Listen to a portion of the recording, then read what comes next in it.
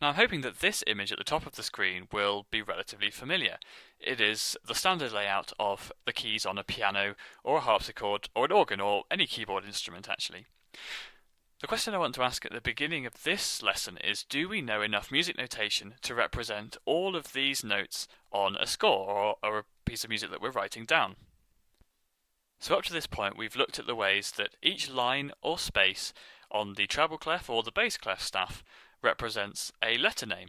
So this, for example, is a G. Write G in the middle of it there. If we were to go to the space below, this is probably going to be an F. We're assuming here this is a treble clef staff, and an A would go in here, a B would sit on that line, a C would go in here, a D would sit on that line, an E would go in here, and an F would go on that line. And we've even seen how we can extend this downwards by having a D there underneath the staff, and if we go to a ledger line we can have a C.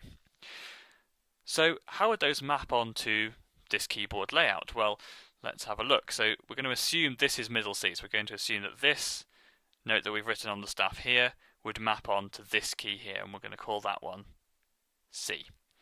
And then we can follow the scale up through the lines and spaces, C, D, E, F, G, A, B, C. And so far we've got to this space, and we can carry on going, D, E, F, G, and carry on going even further into extending the staff upwards using ledger lines, which is something we've looked at in a different video.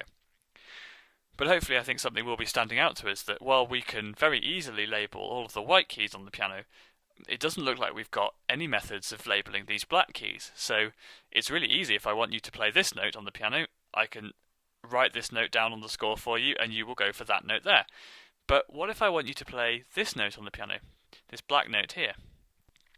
So in this lesson I'm going to introduce a couple of new symbols to you that helps us access these black notes on the piano. But don't forget, these notes exist on every instrument. These two symbols are called the flat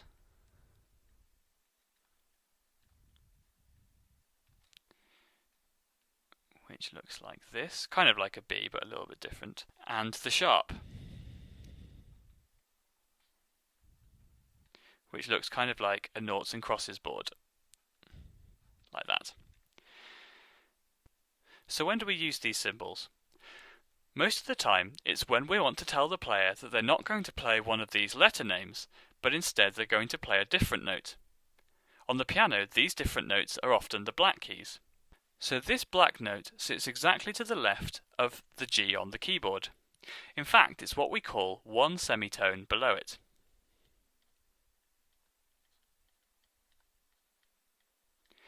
The semitone is normally the smallest step that we ever take in pitch in Western music. And there are 12 of these semitone steps on the keyboard. We can see here we have C to the next black note up, that's one step, 2, 3, 4, 5, 6, 7, 8, 9, 10, 11, 12, and then we get back to our C again. So what this flat sign is telling us is to not play the G that we would normally expect when we see a note on this line, but actually to play a note one semitone lower, which in this case is this black note here. And what do we call that note? Just in case we haven't learned that already, we would call that note a G flat. So let's write onto our keyboard G flat. And we can also label some other flat notes. Say this one here. Here's our A, but if we were to go exactly one key to the left and down one semitone, we'll see it's an A flat. And we can do the same here by saying, well, this is exactly one semitone to the left of B, so we'll call it B flat. And let's just finish the pattern off, D flat and E flat. And so you might think at this point, well, that's great, I've got a way of talking about all of the keys on my piano keyboard now, because I can say, well, look, here's an E, but I don't actually want the player to play this E. I should draw it quite big. I'm going to get them to play the note one semitone below it by writing a flat, and that in this case, if we're calling this middle C, would be this E flat up here. And that's true. But sometimes we want to work in the other direction, and so instead of talking about the notes that are directly to the left on the keyboard, so one semitone below, we might want to talk about notes that are exactly one semitone above, directly to the right on the keyboard. This is where the sharp sign comes in. Whenever we see this symbol, we're telling the player not to play the note that's written, but instead to play the note one semitone above. So let's have a look at the same example. So say we've got this G, which we've used before, and we write a sharp in front of it, which is, as we've said, our kind of noughts and crosses board. What does this mean when I see this note? Well, it's telling me not to play the G that I'd be expecting, but instead to play the note one semitone above, which will be this one.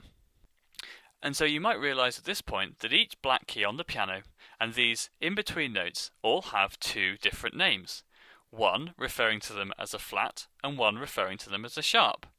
So while this note is an A flat because it sits to the left and is one semitone lower than the A on the keyboard, it's also a G sharp because it sits one semitone above the G on the keyboard.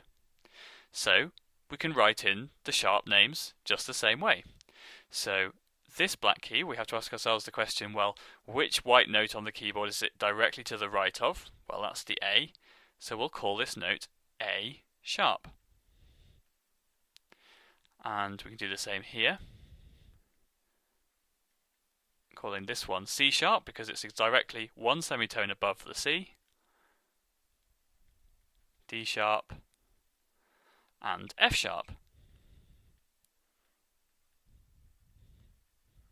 So now it's time to start practicing reading these sharps and flats or accidentals in written music.